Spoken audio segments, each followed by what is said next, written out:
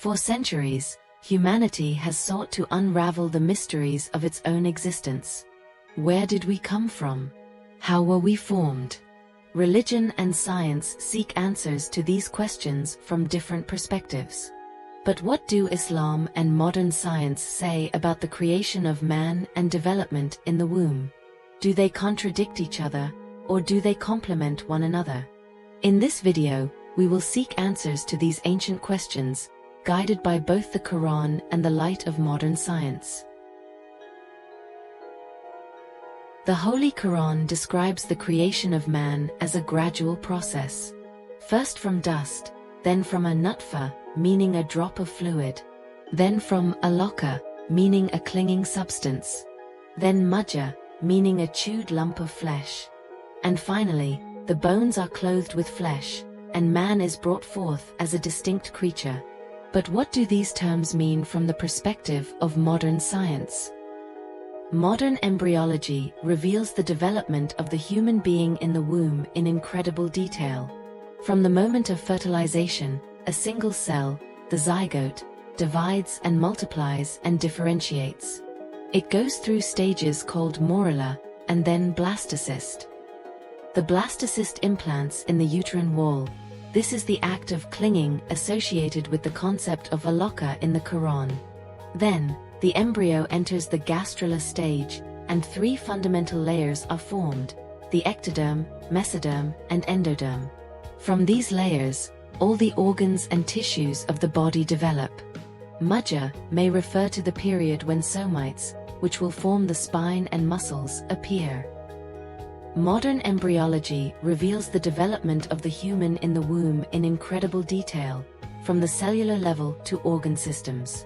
The process, from fertilization to birth, happens according to an extremely complex and delicate biological program. It isn't possible to say that terms like nutfa, alaqa, and mudgha from the Quran describe this complex process with complete and scientific accuracy. However, considering the level of knowledge at that time, these statements are based on general observation and can be said to point to the different stages of the embryo in broad strokes. For example, the meaning of alaqa as a clinging thing evokes the implantation of the embryo in the uterine wall. The translation of mudgha as a chewed lump of flesh brings to mind the shapeless appearance of the embryo in the early stages. The important point here is to understand that the Quran is not an embryology textbook. The main purpose of these verses is not to provide scientific details, but to draw attention to the miraculous process of human creation and the power of Allah. The relationship between Islam and science is not limited to the development of the embryo. There are also deeper, philosophical questions. For example, creation and evolution. Some Muslims interpret the creation narrative in the Quran literally, believing that all living beings were created separately and suddenly by Allah. This is the view of classical creationism, which rejects the theory of evolution. However, many Muslim thinkers accept that evolution could be Allah's method of creation. According to this view of theistic evolution or evolutionary creation, Allah created the universe and living beings through specific laws and processes. Evolution is one of these processes.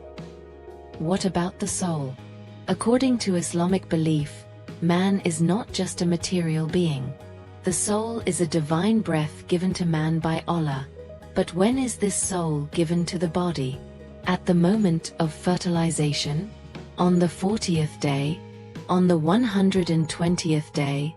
There are different views on this, and these views also affect important ethical issues such as abortion. Modern medicine and biotechnology offer incredible possibilities for intervening in human life.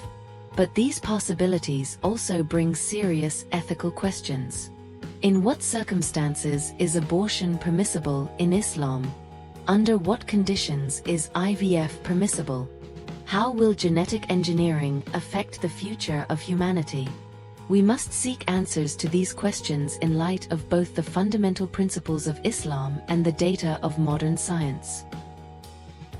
For example, some Islamic scholars consider abortion absolutely forbidden from the moment of fertilization, while others may consider it permissible up to a certain period, for example, 40 days or 120 days, or if the mother's life is in danger.